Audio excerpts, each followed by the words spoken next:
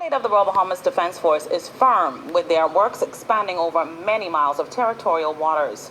For years, the country has been battling a poaching issue, but being attacked on the high seas is a rare occurrence. As news spread about the attack, it instantly brought back memories of the 1980 bombing of the HMBS Flamingo by Cuban fighters that caused the lives of 4 young Bahamians. Well, today, national security officials, along with the acting Commodore of the Defense Force, updated the media on this serious incident. Clint Watson leads us off this evening. 13 members of the Royal Bahamas Defense Force facing a life-threatening ordeal on Monday evening around 8 p.m. when their patrol craft, HMBS Cascarilla, was fired upon by a suspected poaching vessel from the Dominican Republic. National Security Minister, the Honorable Dr. Bernard Nottage, says the ship was in the Key Lobos area, that's in the Great Bahama Bank, southwest of the capital, when the drama unfolded. The crew of the Cascarilla launched its seaboat in an attempt to board the Dominican vessel, whereupon they were fired upon.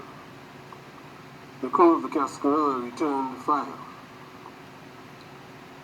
Subsequently, the Cascarilla engaged in the Dominican vessel in hot pursuit south of the Key Lobos area, near the southern limits of the Great Bahama Bank. The chase continued towards Cuban territorial waters. The suspect vessel eventually entered Cuban waters, and Cascarilla therefore called off the chase. None of the officers were injured. However, it's not known the status of the persons aboard the suspected vessel.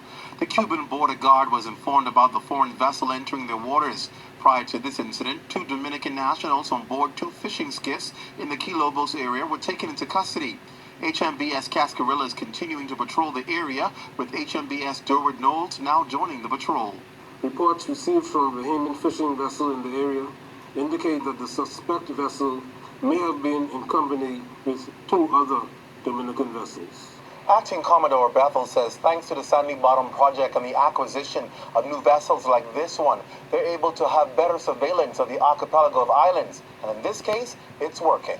Over the years, there have been real concerns about the depletion of our fisheries resources by Dominican poachers.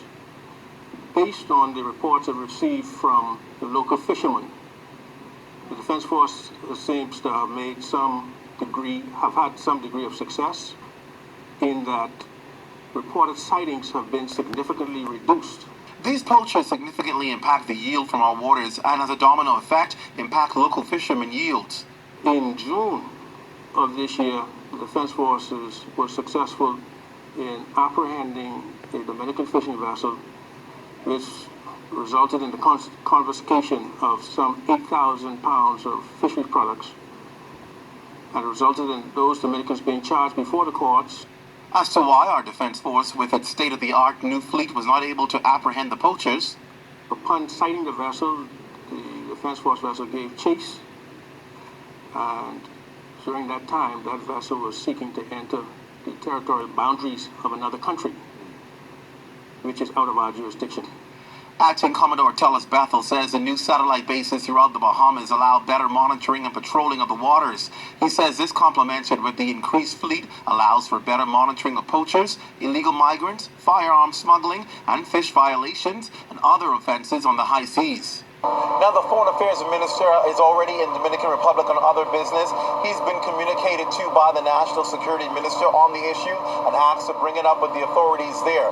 Meantime, an official investigation has been launched into this issue by law enforcement authorities. It is the heroic efforts of our officers that were able to ward off the attacks of would-be intruders who continue every day to protect our borders.